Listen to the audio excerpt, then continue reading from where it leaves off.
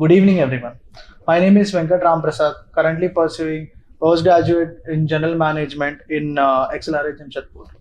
Today episode is special one because we get to deep dive into world of finance, risk advisory, and strategic leadership with someone who has spent over 2 decades building resilient organizations across continents.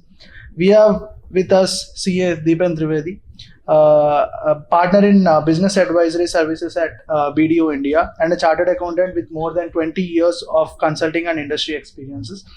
He specializes in risk advisory across sectors like real estate, infrastructure, mining, oil and gas, and power, and has worked extensively across India, the GCC, Africa, and Europe.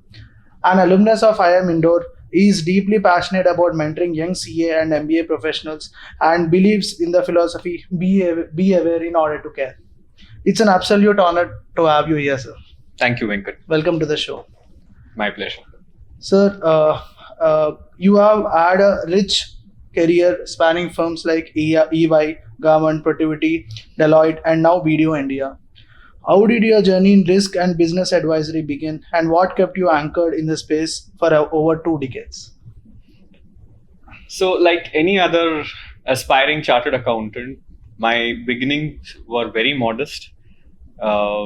Yes, what I had in my mind and in my thought was to try and fact find and try and see if the problems could be solved, the root causes could be understood, and there was client delivery and client service of the highest order. So that keeps me fixated, that gives me the purpose. And yes, indeed, it is almost 25 years that I keep finding a new purpose every single time, every day. That's really great. Sir, you have often spoken about creating order of disorder and be aware in order to care. Could you share a moment from your career that truly reflects this philosophy in action? Right. In any situation, whether an organization is looking to scale up or there is disruption, right? Or one wants to arrest a fall, one will always find things out of control, chaos around, and that is where the whole idea is to focus on bringing in order. Because once we have order, we will be able to stabilize things, and with stability will come sustenance and growth. So the first and the foremost thing is to take a deep breath, try and go back to the basics, identify all the root causes which will help us again create a path which will sustain, which will help growth. That's really fascinating, sir. Your work spans and enterprise risk management along with corporate governance as a tool and a sustainable finance. So how do you see these pillars intersecting in today's business environment? So Venkat, when we talk about enterprise risk management, you said enterprise risk management, corporate governance, and sustainable finance. Enterprise risk management is all about being aware. It's being preemptive. It is being futuristic, right? Corporate governance is a tool which brings in stability, accountability, transparency, and it allows you to remain in the present, right? And when I look at sustainable finance,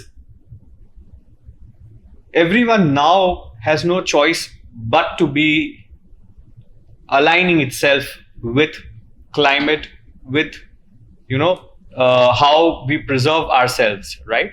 So enterprise risk management has given a solution oriented capability where we try and identify what could go wrong, preempt them, and try and mitigate. Governance is required not just for enterprise risk management, but for any degree of task, target, project put together. Governance helps achieve those task targets, right? And sustainable finance and enterprise risk management are solutions or interventions at any point of time. Governance would probably be required across all. So I see all of them, quite different, right? But the fundamentals still are that, governance would probably bind all of them together from an achievement perspective. Sir, following on this, what differentiate organizations that embed risk culture into this DNA from those that treat it as a checklist exercise from your view? So if I understand your question correctly, it's all about living risk management, right? Now, as I mentioned, enterprise risk management is a discipline. It is like you live it while you basically function. You carry out your specific tasks, your operations, or even while you strategize your future, right? And everything which is worthwhile and living cannot become passive, cannot become a checklist exercise, right? So organizations either have a chance to be risk averse or risk aware. And that entire journey is something which is called as capability maturity, where you keep scaling up, right? The more is the awareness, the more is the scaling up, and that much more aware and in control are you of probably meeting the future. Sir, I wanted to talk more about your leadership and mentorship. So you have led multidisciplinary teams at BDO and other leading consulting firms. So what's your approach to building high performance team in consulting environments? So Venkat, I would want to maintain that people, process, technology are the three founding pillars for any organization. Processes will evolve. Technologies will evolve and turn obsolete. But it is the people, the pivotal strength for any kind of growth, development, and sustenance. If you make a very strong team which is highly capable of evolving, is absolutely right up there in terms of their belief, people will win you everything. So the most important thing is to trust people, coach people, empower them, and then also make sure that your feedbacks are there, straight, decisive, on the ground, and you back them, right? Whether they win, whether they put you down, you have the ability to motivate them, encourage them, and again put them back on track. Your people will you everything. That's really great, sir. Sir, as someone who believes in investing in people and relationships, how do you foster trust and collaboration within client engagements? Can I just get the question? Yes. So, as someone who believes in investing in people and relationships, right? How do you foster trust and collaboration within client engagements? So, the most important thing is to be able to understand the client and their problem statement, right? And the entire problem solving will call for people on the ground to be aware, right? Again, it all comes down to the theory that I have pivoted myself around, is that if you are aware, you will be able to care, right? So the team on the ground needs to have that kind of a capability to go closer to the client problem, experience the problem, try and identify what are the root causes, and thereafter start preparing logical step by step in terms of controls and in terms of interventions, which will help us arrest the problem and then slowly solve the problem, right? And which calls for all the team members and the leader to have repetitive, iterative conversations with the client, right? Keep going as close to their problem statement rather than trying to give what you think is the version. The moment there is a confluence and there is a clear-cut buy-in is the time where you will have all the energies to put across your solution such that the problems will start getting solved. So clear communication is a major role. Communication plays a critical role, and the root causing. You keep questioning, you keep analyzing, and you keep corroborating that and keep taking the will or the inputs from the client to ensure that you are very close to the problem solving, right? Problems cannot be solved in isolation. Problems will have to be understood. Problems will have to be analyzed, will have to be exchanged. You will have to get the client buy-in to be able to really make a fundamental shift from where they stand.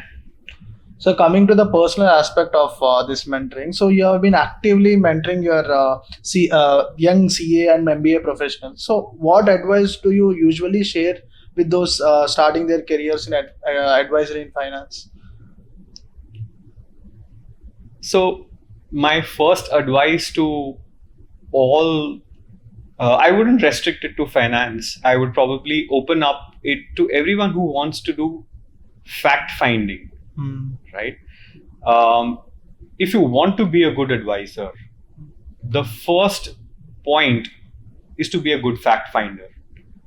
Because till the time one is able to unearth or bring out all the facts and put it across to the client will never build trust. There will always be a need for them to be able to trust us. The day when they trust us is when they would start coming up and look up to us as an advisor. So the first and the foremost thing is be extremely good at your fact finding and your analytical capabilities. And the second best is you have your technical capabilities sorted, be effective communicators. So, sir, after working across continents and industries, what keeps you motivated every day? Oh, there's so much to learn. There's plenty to learn every single time when you get into a new situation. When you have, I could actually narrate pieces out of my career. I have seen transitions where, real estate companies were vying for foreign direct investment in 2005. And we know how unorganized the real estate sectors have been over a period of time. They needed a huge business transformation, right? And business transformation involves a complete transformation in terms of technology, process, people, mindset, culture put all together. So I was, lucky enough to probably see that kind of an event come through and probably participate. Then came special economic zones where the country wanted to probably have more of export-oriented units, have rapid development come through, right?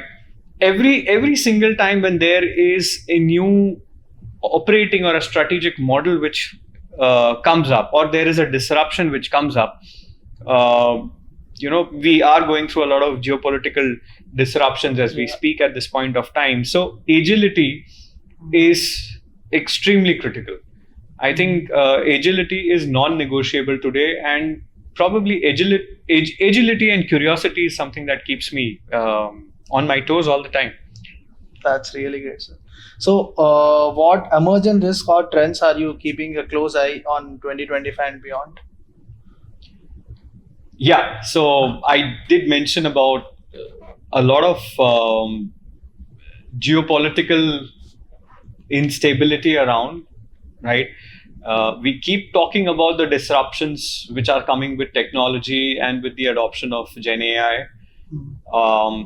How would they affect, how would they have an impact on majority of the businesses, right? That is very interesting probably to cyber security is another area which is of extreme importance. So the confluence of technology with the fundamental aspects of any sector, the sectors which I focus on globally, majority of the sectors, geopolitical, technology, cyber is something that I am very keen on. That keeps me glued on as to what is going to happen next. Thank you so much, sir. So before we wrap up, let's have a quick rapid fire round. Sure. So governance or growth, what's harder to balance? I think growth is more critical. Governance is required at each and every step, but if there is no growth, what would governance do? Right. Even to sustain growth, you need governance. Yeah. A book every consultant should read. Well, it goes back to my days when I was an aspirant, and I still think that there is enough leadership and illustrations available in India. I would actually ask every aspiring consultant to have truckloads of belief. Read Wings of Fire by our own past president APJ Abdul Kalam. Right, and I would want to quote one particular couplet which talks about the belief.